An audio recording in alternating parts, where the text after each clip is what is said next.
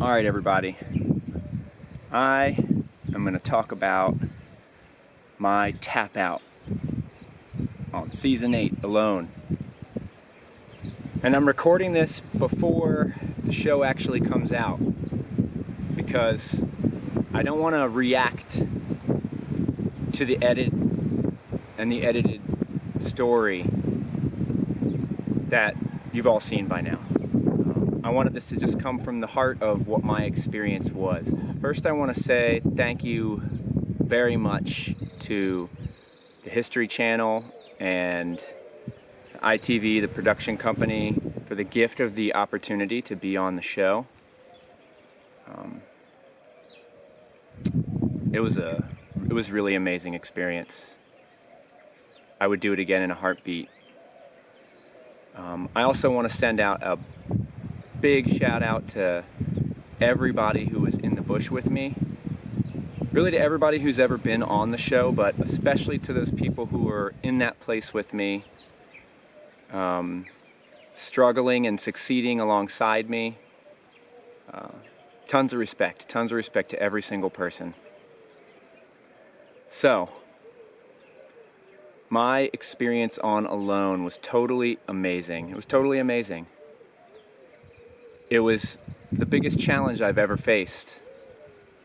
Not physically, and not in life. Definitely not my biggest challenge in life.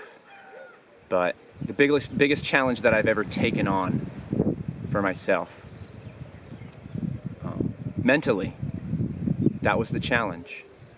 So, I don't believe that there's a winning formula as far as what items you take and how you approach the area that you're going to be in if you're on the TV show Alone.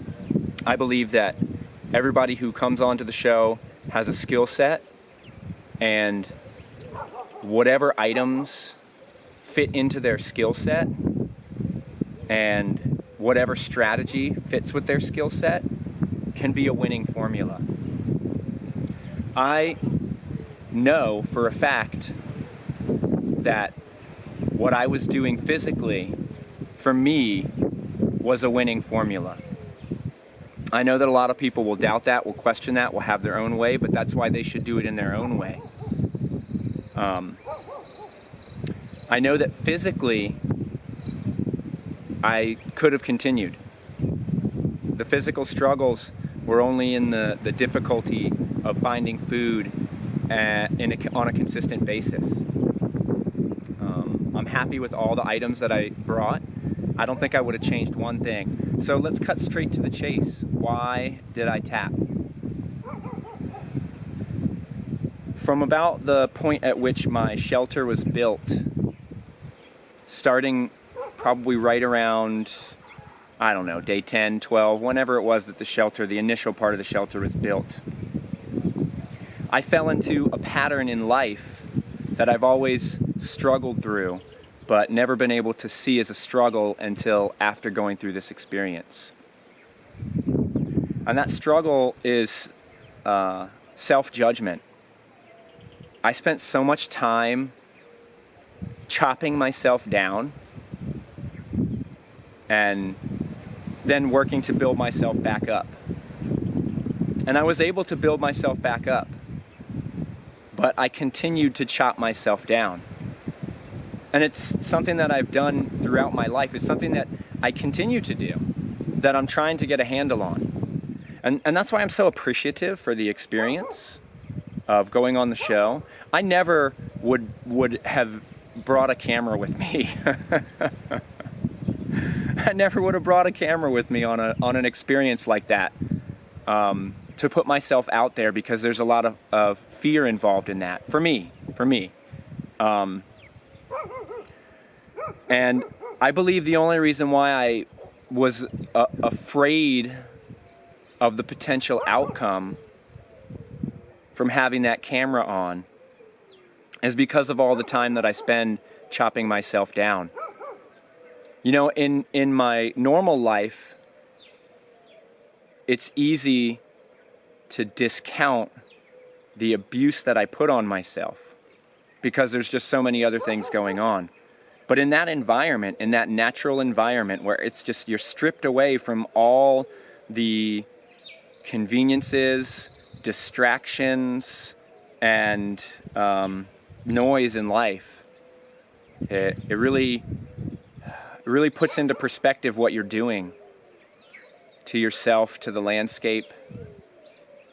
And yeah, that's what I did. That's what I fell back upon, was that self-flagellation.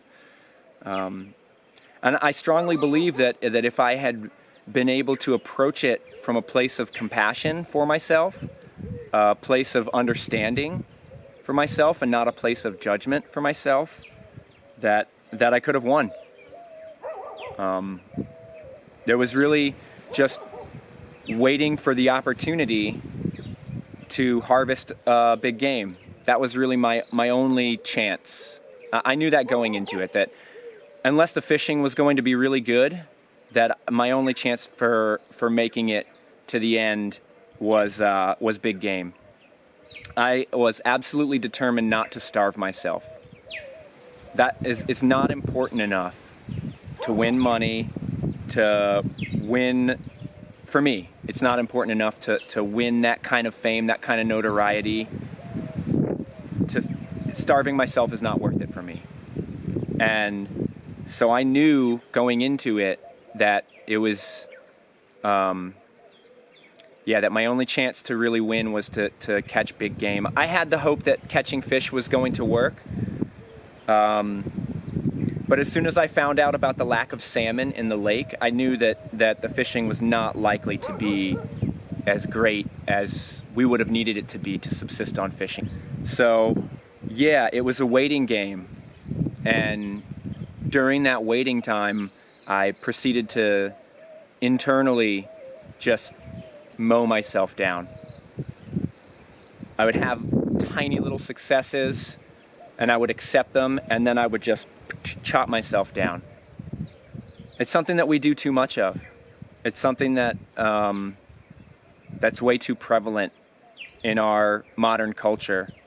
Maybe it's a false exterior way of humbling ourselves, putting ourselves in line. I don't know what it is, but it's something that I believe we all do, and I know I do too much of it. And so that's basically it. That's the main reason why I tapped out. Yes, I was lonely. Yes, I missed my family. Yes, I missed being around people. The whole experience started to lose value for me. But at the root, I was relieving myself of spending that time with myself, because I wasn't in a healthy, sustainable mindset. I wasn't in a sustainable mindset. I was my own harshest critic, and that's a hard thing to take. That's a hard thing to realize, that you cut yourself down and eliminated yourself from this opportunity. Especially when I really feel like physically I had the right thing going for myself. But it was such a powerful lesson to me to be compassionate to myself. Because in the moment when I decided to tap, I wasn't admitting defeat.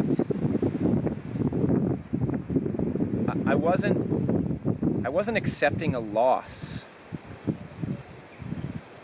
I was caring for myself. I was caring for myself. I was releasing the judgment of myself. And that was just as powerful of a lesson as it was to learn about the things that I do that hold me back in life. A really powerful lesson. I don't want to say it was my apex moment, the biggest moment of my experience, because the whole experience was amazing. even the down times, even those moments of self-torture, those self-torture and self-agonizing. I created it. The important thing to me was that I realized that it's something that I always have done. And something that I don't want to do anymore. That's why I went on this show. I didn't want to go on this show. I needed to go on this show. I needed it. I needed it.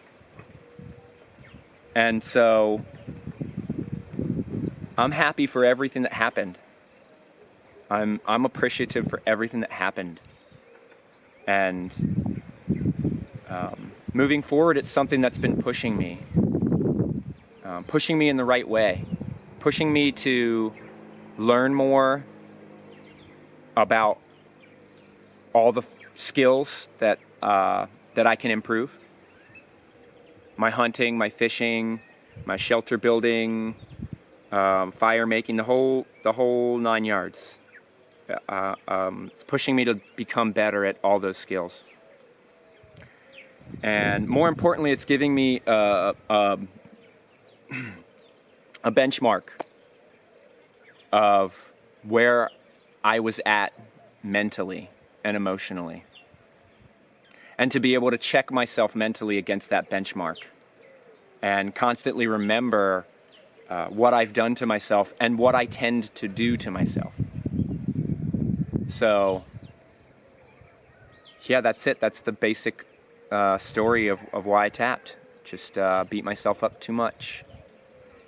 And I'm determined not to do that any longer. There's no point. There's nothing gained by it. There's a natural mechanism, I believe, that we have to do that, to assess where we're at, which is a smart survival strategy in our minds, to constantly realistically assess where we're at. But the self-blame and the self-blame and the self-judgment has to go. So that's it. That's my basic story. It's pretty simple. I want to just, again, shout out to all of the amazing people that I got to meet through this experience. And just to let everybody know who was in that experience with me, how much I appreciate them and how much I learned from them. So that's it. And a big shout out to my buddy Hugh Jackman, who's helping me see some of these things about myself and helping me work through it. So, yeah, thanks for everybody who watched. Thanks for everybody who supported me. Thanks for all the students who watched me and believed in me. Thank you for believing in me. Thank you to all my friends and family members who also believed in me and continue to believe in me. Just super thankful, super happy. And I want to say thank you, Chad, for listening so well.